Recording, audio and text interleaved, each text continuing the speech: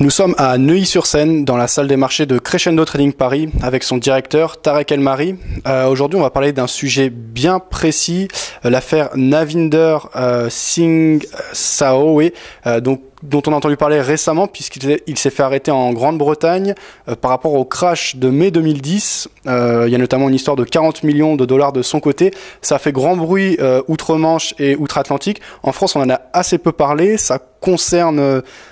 on parlait en tout cas de spoofing et de manipulation de marché. C'est exactement finalement ce qu'étudie et les formations que tu proposes, Tarek. Donc je pense que tu es bien placé pour nous en parler. Donc si tu as des choses à nous dire sur l'affaire.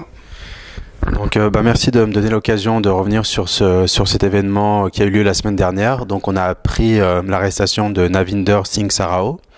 Donc c'est le plus gros trader au carnet d'ordre qui existe. Il y avait Paul Rotter précédemment. Donc il s'agit d'un trader qui a été formé par Futex à Londres, qui a ensuite été backé par Futex, et ce trader s'est mis ensuite à son propre compte chez Marex. Donc il tradait ensuite avec ses propres fonds.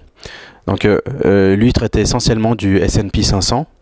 Et c'est vrai qu'il a commencé par du carnet d'ordre et après avoir analysé énormément le spoofing, il s'est mis à spoofer lui-même le marché. Donc il va être jugé pour le spoofing parce que c'est interdit aux États-Unis. Donc le spoofing c'est quoi? C'est placer des ordres sur le marché à l'achat ou à la vente et les retirer pour donner une impression d'achat ou de vente d'intervenants, et les retirer, prendre une position et les retirer. Par exemple, mettre énormément d'ordres à l'achat sur le S&P 500, sur le contrat futur. Donc ce qu'il faut savoir, c'est qu'il avait la possibilité de mettre 140 000 lots dans le marché. Donc il mettait 10 000 lots à l'achat sur chaque prix, il vendait au prix au-dessus, il enlevait ses prix et les prix descendaient parce que tout le monde avait peur en voyant tous les ordres d'achat s'enlever. Donc c'est un peu ambitieux de penser que c'est lui qui est à l'origine du crack en 2010. Je pense qu'il va être sanctionné pour le spoofing parce que sur le CME, contrairement à Eurex, c'est interdit. Mais je pense pas qu'il va être inculpé dans cette affaire. Ce qui fait jaser aussi, c'est les revenus qu'il a réussi à tirer en l'espace de 4 ans ou 5 ans, donc 40 millions d'euros, de dollars ou de livres sterling. Je suis pas assez précis sur la devise.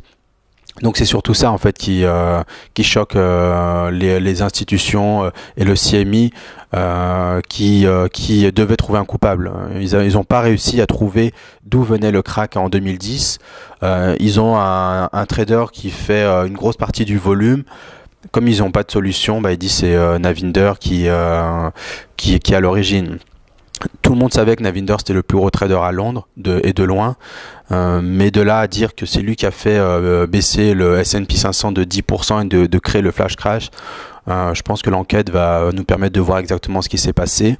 Il y avait un historique avant avec Paul Rotter qui lui aussi spoofait sur Eurex. Donc lui il a été interdit, il traitait la dette à 10 ans allemande, 10 ans, 52 ans, donc le Bund Bobelschatz. Lui a été interdit d'exercer sur ces marchés-là, parce qu'il les manipulait à la hausse ou à la baisse. Mais je suis assez étonné de voir qu'il a été arrêté et qu'il va être jugé pour un délit qu'il n'a pas fait. Donc on va voir ce qui va se passer dans les prochains mois, les prochaines semaines. Ce qui est étonnant aussi, c'est de voir que la presse française l'a pas du tout relayé ou a donné des informations assez peu précises sur l'événement. C'est vrai que c'est pas ce trading là c'est pas trop répandu en France, plutôt dans les pays anglo-saxons. C'est pour ça que Bloomberg, CNBC en ont fait des pages et des pages de la journée entière. C'était jeudi, vendredi, c'était en continu l'affaire Navinder. Donc on va voir dans les prochains jours ce qui va se passer. Ok, très bien. Je pense que sur l'affaire, on a bien entendu ton point de vue et tes commentaires. Un mot par rapport au spoofing. Pour des gens qui connaissent pas, pourquoi les places de marché comme le CME ou les autres grosses places qui organisent les différents marchés n'arrivent pas à empêcher ça? Pourquoi ils font pas simplement des normes qui empêchent d'annuler ces ordres trop rapidement, par exemple? Si, il y a vraiment une règle précise. C'est interdit de placer des ordres où on n'a pas envie d'être exécuté. Ça veut dire que si on place des ordres à l'achat, c'est parce qu'on a envie d'acheter. Si vous les retirez, il faut qu'il y ait une raison. Donc si vous multipliez ces cancels d'ordre placés, vous recevez un avertissement du CME. Le problème, c'est qu'ils avaient mis une règle, ils voulaient mettre une règle en disant tout ordre placé, il y a une taxe qui est mise en place pour des ordres placés dans le carnet, pas des ordres exécutés. Ça a été retiré, mais ils arriveront pas à trouver une solution en disant c'est interdit de placer des ordres et de les retirer, de placer des ordres et de les retirer pour influencer le carnet. Ce qu'il faut savoir, c'est qu'il y a aussi beaucoup d'algorithmes actuellement qui achètent en regardant les ordres placés dans le carnet. Donc, s'il voit beaucoup d'ordres placés à l'achat, l'algorithme, il va acheter. S'il voit beaucoup d'ordres placés à la vente, l'algorithme, il va vendre. Donc, il y en a qui ont compris le filon. Quand ils veulent vendre, ils placent beaucoup d'ordres à l'achat, comme ce que faisait Navinder. Donc, l'algorithme achète. Donc là, Navinder se retrouve vendeur. Navinder enlève tous ses ordres à l'achat. Donc, les algorithmes calculent qu'il y a plus de vendeurs que d'acheteurs dans le carnet, donc il vend. Et lui, comme il est vendeur, ça fait descendre le marché, il se rachète et il gagne.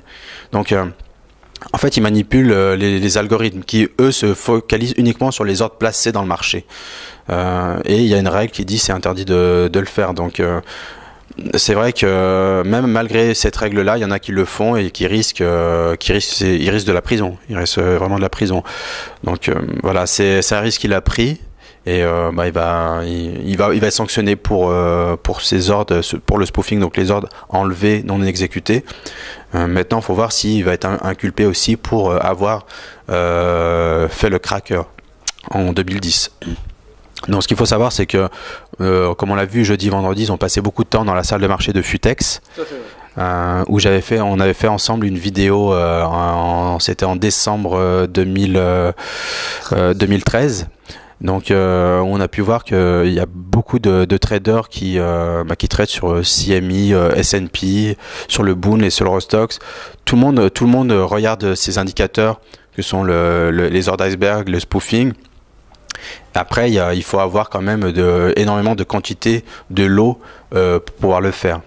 Tout le monde ne peut pas dire je vais faire du spoofing. Donc, les autorités de marché vont pas faire une règle pour une, deux ou trois personnes, parce qu'il faut avoir entre 50 000 et 100 000 contrats pour pouvoir faire du spoofing. Donc, les autorités de marché vont pas faire une règle pour quelques personnes. Donc, c'est la raison pour laquelle ils peuvent pas les empêcher on pourra jamais empêcher une personne de le faire. Le risque, c'est après être condamné pour ces opérations-là. Très bien, merci Tarek pour toutes ces réponses et bonne soirée. Merci, au revoir.